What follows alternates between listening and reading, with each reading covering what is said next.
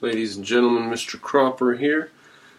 Let's call this painting hour, painting time, or painting nonsense. This is for people who don't know much about painting, kind of interested. This is also for people who know quite a bit about painting, so they'll watch anything about painting. And for people who know nothing at all about painting, but you're into art or philosophy, this is probably something that you could just, maybe you're not going to be painting yourself, but you want, okay, so let's go forward now. When I started painting, I didn't know anything about anything. Acrylic, oil, watercolor, I knew nothing about anything. And so one of the first things that I had to do was decide what paints to get and how much money to spend on them and what canvas to get or what paper to get and all this nonsense. And YouTube was invaluable, just watching stuff, and anytime a term came up I didn't know, like the weight of paper, 140-pound paper for watercolor, what the hell is this? Do I want acrylic paint or oil? Well, what's the difference? Why? What? I don't have any idea. So I go and watch these things. One of the things that comes up is brushes. How much are you going to spend on brushes? Here's all these brushes. You get for 50 cents you can get a brush. This type here, this is about 50 cents. You get a package of like 5 of these for $1.99 or something, you know. Or you can spend $9 or $10 on a sort of medium quality brush. Or you can go crazy and get very expensive brushes. Here's one that was $8 or $9, which is nice. And see, it's shiny, so that's nice. And one day I said, well, I was drinking. I was sitting around drinking, and I quit drinking now. But I drink. And I was sitting around drunk one night, and I said to myself, what if I only had one paintbrush in my house? What if I left my paint kit at home? What if I was somewhere and I just had this one paintbrush and all my brushes were behind? So all I have is this brush here, and it was actually chopped off and scraggly because I had cut part of the bristles to make it so I could do vegetation better. So that's the original, and this is the actual brush. And I said, well, what if this is my only brush? Could I paint with this brush? How important is it to have a really good brush, right? So here's one of the paintings I did. I did like 5 paintings that night with this crappy brush. Here's one of them, which is not that great, but it took me all of 4 minutes, right? And it's cute. Just a lighthouse and almost no detail at all, right? Done with a pretty scraggly brush and done very quickly. So that's a cute painting that pleased me when I finished it. But watch this. Then I said, could I paint with this piece of crappy brush with oil? And I did this. I just was watching a video, and this is just a still shot of the English countryside. And then I wanted a matching panel to go next to it, so it would have sort of so I could do a thing, and so they're both done in a similar palette and so on, and done with this crappy brush. And they're not great. This was when I was very first learning to paint, so they're not great, but they're pretty good. And for saying that I did it with this crappy brush and only one brush, and on this one I do remember I used a little teeny smaller brush to do little details around the window later, but that was a detail. And so that's how important it is to get good brushes. You can do a lot with whatever you have. And then there was the guy that painted with a pry bar, a crowbar, like a piece of steel that you use to take nails out. He would dab that in his paint and dab it on the thing and dab it in and he said he started that one time when he was at a painting convention and everybody was doing their thing and everyone was painting wonderful paintings, and he just was not getting that much attention. Just people said, oh, that's nice. And then so he picked up a crowbar and started painting with that. So you can paint with anything. Alright, so moving on from that subject, you're going to use acrylic, you're going to use oil. Well, early on I was doing things like I would do an outline in marker, and then I would paint it in. And so you see very harsh outlines. And this is just, I eyeballed a photograph and then I outlined it with a marker and painted it in. So that's one of my earliest, and then one of my most recent, where I have a little bit more control of what's going on. That's just a reproduction of somebody else's painting I saw online that I liked. But what I did wrong here was the shadows a bit thick and clumsy. But what I did right was I broke the horizon there next to the tree to set the horizon back. And that horizon shouldn't be broken, but as a point of fact, your eyeball would see light around the edges of that trunk, even though there are trees behind it. So that does look realistic. And there are little teeny things like that you have fucking no clue when you first start out. Okay, here's an example of a painting I did early, which I liked, and it has this train. Now, knowing what I know I'd need to make the train quite a lot larger if it's going to be part of a center of interest. It's some weird little detail. So then what's my center of interest? Is it the bridge? That's not that great. Plus, I didn't even have these trees at the edges. So imagine it without those trees. It was just a featureless plain with a teeny train going across the middle of it. So I didn't know much about composition. But that's what you learn as you go along. Here I have a picture of just a winding path, a footbridge. This is from a photograph at a little campground here in Connecticut. And it's a cute little composition. It's from a photograph, so it's not like perfectly composed, you know. It's like, this is what I had to work with. I was doing from the photograph. But what I wanted to say about this was I had this really nice, and it looked good, and I had different layers of foliage and stuff. And then when it dried, all my details had melted away and blended into just virtually nothing. It was because I had used cheap acrylics. And so that was one of the points where I learned you can do a lot with cheap acrylics, but you need to step up to at least medium acrylics if you want to have real control of what's going on. And then eventually, if you have really good oil paints, it's just a different world altogether. You have so much control, but then you have to be super, super careful because it's like flying a rocket, because one little thing can change stuff. Like when you have an oil painting and you get all your details set and you have it just like you want it, and then you just, beep, you bump it a little bit, right, and then you screw it up. With acrylic, you get it just like you want and then blow on it and it'll dry and you're done. And it's stuck forever. So there's different ways of doing it. Now, what did I just show you? That one, I wonder if I have something on that same motif to go with. Not right now.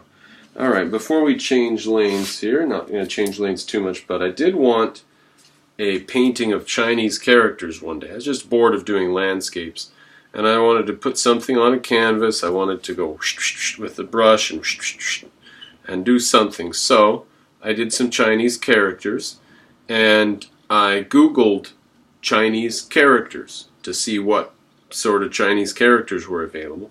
And this says Chinese characters. So that's my Chinese characters painting. See what I did there?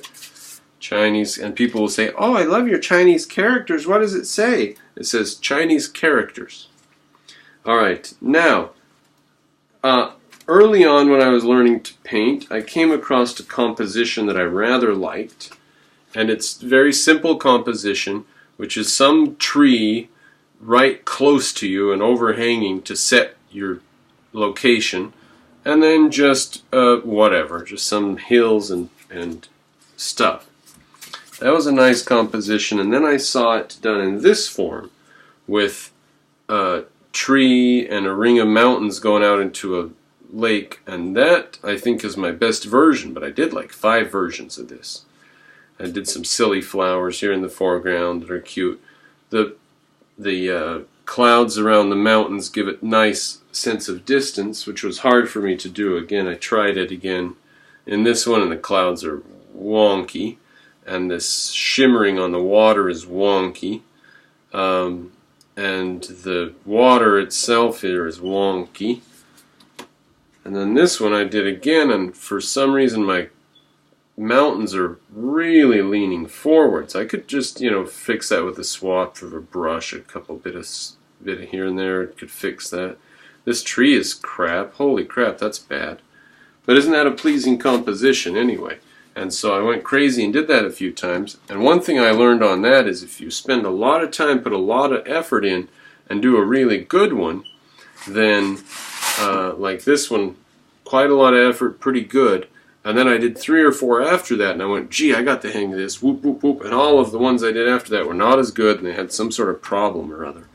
So you can't say to yourself, oh, I got the hang of it now. You have to concentrate and make sure you know what you're doing every step of the way. All right. You can do tutorials with some of these. This one's a tutorial you can do. I liked this one just because, and I don't know if the color's going to show up for you, but there's this nice light green and then purple. And I wanted to do trees in purple because I've been doing all these trees in green. And I said, well, I want a tree in a different color than green. And I saw that in purple. I said, okay. Now this one, I also liked the different colors. I said, I want to do some sort of different sky. And this is sky and a starry night. And it's supposed to have a silhouette of 2 little kids staring up at the sky. That's what it was in the tutorial video. But instead of that, I put a little city over here, which is kind of hard to see, but there's a little city over there. And these are, I just have a stack of these. This one I did myself. I'm a little bit proud of this. This guy needs to be brought up somewhere into a better center of interest or something. But this was when I was just first learning, and I said, I'll have a composition, and I want my composition to be converging roads with the farmer in the center, and the road showing distance. Now the road's terrible, it's floating, everything's bad. But that's it's a cute composition, and I liked it. I've done dozens of paintings that I painted over and then restarted and paint over and restart, paint over and restart. So I don't keep everything. This is a rather dark version. I also have a light version, but it's a flower market. And I painted this one day because I had fun painting flowers. I said, this is fun doing the flower thing, and I only had occasion to paint a few in the bottom of a couple paintings. I said, I want to paint a bunch of flowers, a bunch of different colors too. So when I found this painting, I said, that's really fun. So I did a dark version and then a light version, or else vice versa. I think I did the light one first. And it says rosemary and thyme and stuff on the paint, because I have a little stamp set, so I even put the little sign in there. This one I didn't stamp anything on there. No, this one's pretty boring, but that one's cute. And so that's a little flower market. And that is also a tutorial that is somewhere on the interwebs. Now one day I was bored and didn't know what to paint, so I painted my daughter's violin. And I did some pretty quick versions of it. That's not too great, is it? That is really wonky. But it's in acrylic, it's on a $1 canvas, it's quick and easy. This is even worse. Look at this. This like says modern art. Droopy, wet. Literally, I just looked at the violin and just went wasn't really even trying. I mean, then I doing those, I said, well, this is a fascinating shape. I wonder if I could get really close up to this shape. And so that is just a line study that I never finished, but that's when I stuck my face right up to it and said, well, what if I was that close?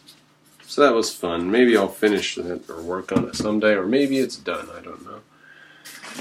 Right. Once in a while you get bored and you just want to do a scene, and it's just that's a little teeny cabin there, and this is just greenery, and I'm so over these. And I just, at first I wanted to conquer being able to do that. Have your mountains, your sky, your foreground, and now that's not really, I haven't conquered it there. That's pretty garbagey, but, you do a lot of those, and you have to learn how to do those. That one had no foreground. That one was garbagey. Look at this. The mountains in this one are really pretty good. You might not show up great on the camera, but they're pretty good mountains. But this picture suffers from a lack of anything in the foreground. There's nothing going on in the foreground. Now this could be true. This scene could be this could be a photograph for all we know. There could be a place where you're standing on some green grass, looking at some forest with some mountains. But that's boring. We need something here like a huge tree to glue all these together, or something. We need something to do something with that. Because right now those mountains are wasted, and they're lovely mountains, and they shouldn't be lonely like they are. I had this wonderful idea. I'd make these miniatures that I do at like a railroad, model railroad. And I make the miniatures myself. I make them out of scratch wood and glue. And so I took, and then I have a coffee table with the model railroad inside of it. And I took my camera and put it down there at street level and took pictures of my stuff in my thing that I built. And then I did a drawing of it. This is really early on because I was looking for things to draw. But what's fun is that I drew these things which I built, and so I look at those little trucks and I know the trucks, and this building here, I built that out of popsicle sticks and toothpicks and stuff, and I look at that and I know that I built that. And it's not done yet. I haven't even, it's early when I was learning, but that's an idea that I'm going to continue to move forward with, is making a little miniatures and then setting them up and taking pictures of them and then painting them into a larger thing. And James Gurney, who did Dinotopia, has done this, and he did this robot where he made a little drawing of a robot, something like that, and then he cut out pieces of cardboard and stuff shaped like it, and then he glued them together and painted it a bit, and it was really just a mash of wire and cardboard and glue. But then he went outside and posed it on the gravel, and he took drawings and pictures, and he did his final painting, and he did a 40-foot tall robot from this little thing. Now that inspired me. My daughter and I have worked a little bit on some robots of our own, and so I have this guy that's made out of this thing. Here's a coat hanger, and this is a metal coat hanger is his arms, and his legs are coat hangers put together, and this is just like cardboard type stuff, and his legs are made out of clay that you bake to harden it, and he can be posed. He's got some mobility, and I haven't done drawings of him yet. I haven't even finished painting him yet, but I can't wait to do a bit of that, have him mismanaging a car or something. And I only did the robot because that's exactly what James Gurney did. I'm just following. So that's going to provide some inspiration for painting. I wanted a tunnel of trees, and a lot of people have done it. It's all over the internet. But I started it, and at the time I didn't know how to go about doing the foliage to make the foliage look even remotely realistic. So I thought, well, I'll just put the branches in, and some of the branches are pretty careless. This is garbage here because I said, oh, I'm going to cover up a lot of this with foliage. And I've just never gone back to it. I think I could probably do the foliage thing now, but I would rather start with the trees and do a more reasonable job on the trees. Of course, it can all be fixed, but that's something that I may someday get around to working on some more. The tree tunnel. Okay, and now once in a while, a person does want to just screw around and do a quick, cute painting that is nice. Don't you hate it when you're talking to somebody and they say, you paint? Oh, yeah, paint. What do you paint? And they say, oh, I do mostly abstract. It's like, oh, God. Who can't do that? What is that? You mostly abstract whatever, right? Mostly abstract yada. Okay, so once in a while you want to just do a quick little painting. You don't want to spend a lot of time or effort. You want to paint from your subconscious. You want to go into your relaxation zone. You want the painting to look good. You want it to come out looking nice, but you don't want to stress out on it. You want it to be a relaxation. So I have painted these little flower pots that are really cute and not great, but they're cute. And I've done quite a few of them and painted over them if they didn't look great. These are probably the best ones, which gives you an idea of the quality that I'm able to produce. But they're cute, they're quick, they're easy, they're fun, and it's something. These lavender things are not. Mine probably don't look very good, but they're not that hard to paint. So anyways, quick little flower pot's fun when you want to let your subconscious do the work and you don't want to work too hard. Now I saw this. I had these little canvases that are short and wide, and I didn't know what to put on for the composition, but I found this painting, which works pretty good. The problem is, how do you get something that ties the whole width of that canvas together? I did have a disaster. Maybe I'll go in the other room and grab that disaster that I had happen with one of these, because it's so wide. What do you do? And we have a bit of boring over here, I'm afraid. And so maybe I haven't done a very good job of tying it all together, but it was fun to make that composition. I like that. Along the lines of those, here's a better idea of what to do with wide units like that. I've got these three that are really cute, and they're not paintings, they're harsh outlines. That one in the middle is wonky. At the top you have just some sort of biplane that's pretty normal. In the middle it's a cartoonishly wonky. I was doing it from a photograph. And at the bottom a B-52, which is a majestic plane. And so these could be arranged, right, and hung in different ways. There's three separate cute little canvases there. That's probably a better idea to do than a landscape on one of these wide little canvases. Okay, moving along. We'll get to the fence theme. See this fence paintings? A little bit of fence paintings. We'll get to that in a minute here. Let's talk a little bit about watercolor. I was bored with the tree on the left and the tree on the right, or the tree on the left and the building on the right, or the tree on the building. I was bored with that. I said, well, what if your trees are just everywhere in the middle? What if your composition's a mess? And so this is actually a copy of some guy named Bobby Chu, or Chu Wee Long, or Long Wee Hu, or something like that. And it's good stuff. Oh man, I like that. And this is nothing compared to his. His is great, but this is just a bad, quick 45-minute watercolor copy of his. And so with that as an example, where's this other one? Oh, maybe I put it somewhere. Oh, maybe we'll get to it in a minute then. With that as an example, I had tried other versions of it, and oh, it's right behind me. Here it is. This one here, which is a different scene entirely from this one, but it's the same sort of thing where you've got a tree here and then a tree here, and there's just a lot going on there, and you can't see what's going on back there.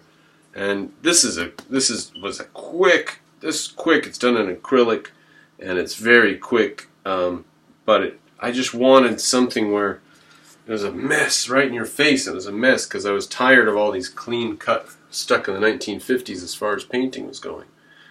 And I finally broke out.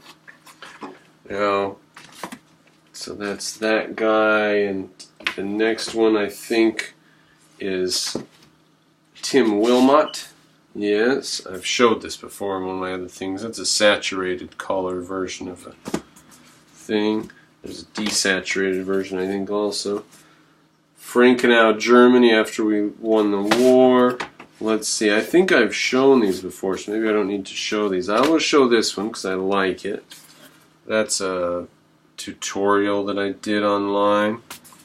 Now, this is all culminating towards me being able to conceive of my own composition. There's a sheep shack in Australia. That's just what it is. And, oh, here's the unsaturated, desaturated version, more reasonable value tones of that painting. Isn't that pleasing? That's quite a good, pleasing composition. It's not mine, it's Tim Wilmot's composition. I was distressed going along over the months. I did not know. I was developing a sense of composition, but I didn't know exactly what to do as far as composition goes. And so now I want to show you an example of composition being thrown out the window, saying, no, I won't have composition, I'm just going to paint a tall tree. And it's not going to be set anywhere, and it's not going to have anything behind it or in front of it. It does have like other ghostly forest images behind it. But it's just a tall tree, and it's rather detailed. But it's just a tree. So I was rebelling a little bit against composition. And I said, how about this? I've got a tall canvas, and I'm just going to put one tree on it. A whole canvas. How do you like that, Mr. Composition? And then I had a small canvas, and I said, you know what? I'm not going to do anything down here. I'm not even going to paint the sky. It's against a white canvas. And that was part of a rebellion against composition when I said, maybe I'm not going to compose a painting. Maybe I'll just paint one damn tree. But then I started getting back to composition and asking how we're going to do this composition thing. And I did a couple of paintings with the fence. The black fence. Here's one of the early ones. And I really liked this. I liked how it turned out. But this post didn't quite get there for me. In fact, here's an even earlier version where I was working with the fence. And I've got a little guy down here, and this is a composition that I got off the internet without these trees at the top and without the fence. I copied this with these guys and the guy here. So that's not my composition. I put the fence in there though. And here the fence was getting close to me, but it wasn't quite there. And so at some point the fence made it all the way to the camera lens, if you will. It was getting really close to me on this one. And I started feeling good about that. I said, okay, the fence post is getting close enough that it can't get any closer. And I was liking how that goes. And then I framed one, and I said, what if the last fence post is off? But I said, that's cute, but it doesn't quite get at what I'm trying to say. And I put a fence post right across, just on almost the middle of that one. And the horizon's way too dark. But I was just working with the composition there. So if I lighten the horizon, I might be able to save this as a painting. But that's what I was trying to get at, was the fence post coming right up into my face. And that is what I ultimately got with these paintings here. Now that one right there, yes, that one my finger is touching. That one is on plastic. It hasn't actually been put on the canvas. It's just a practice unit. But the farther one over there is in oil. And this one here is in acrylic. And this one here is in acrylic. And those ones, the fence post got close enough. And it's right there. And I can't bring it any closer. Unless, of course, I can. And I am working on one where the fence post has come really frickin' close. And this has the edge of a Ford pickup truck over here. This is all being worked. I'm not actively working on it. It's just sitting there right now. But I said that's as close as the fence post can come. It can come really, really close to us here. So that's what I was doing with that. I said, well, can I bring anything else up a little too close? And this is a quick sketch. It's pretty badly done. I'm very bad at people and figurines. But what if we had a pillar sticking up right in front of us while we're trying to see this scene over here? That would be pretty nice. So that's that idea. And then a black and white version with the person a little closer to us reading a scroll. In the other one they're reading a book, which was hard to see, but in this one they're reading a scroll. And you get this one does not have this pillar interrupting us, it has this figure interrupting the scene. So it's not quite the same idea as that pillar interrupting the scene and making us feel like we're almost blocked out. We're sort of peering around the edge trying to see into what's going on. Okay, those were fun. Now, when I saw this painting. This is not my composition, it's off the internet. I was shocked by the amount of distance we were able to achieve in that, and I haven't captured it as well as he did, but it's okay. It's an okay version of it. Let me show you also a small oil version I did. And I ended up messing up with the sky. The sky is pretty horrendous, but that gives you some idea of what can be done with this particular composition of a very dark mountain, which is dark because it's forested, surrounded by very light sunlit plains because they're fields. I really like that composition, and I've copied it a lot. In fact, I made a clock. I put a clock face in the middle of it. The pendulum, it's a pendulum clock. That's why I wanted the whole thing was a pendulum clock. So that's fun. Alright, now this is the one I mentioned earlier that I put the trees on the side. I had the railroad going. I did this one at the same time, and I have just left this canvas unchanged from when I first painted it. Even though I know it needs to be saved, I'm leaving it as a lesson to myself and a lesson to others who I, like my daughter when I'm teaching her about this, is that there's nothing here in the immediate foreground to give us any sense of place. And so we're just looking out on this barren emptiness. Gee, that I think is the end of what I wanted to show you. I've got these big ones that are my most recent accomplishments, or virtually my only original accomplishments. And then I have about 100 or 150 watercolor paintings that are pretty small, so we're not going to worry too much about those. So, thanks for joining me. Take some paints and give it a try if you have some time. It can be a lot of fun. Just follow along some tutorial and pause the video and try what they're doing. It can be fun.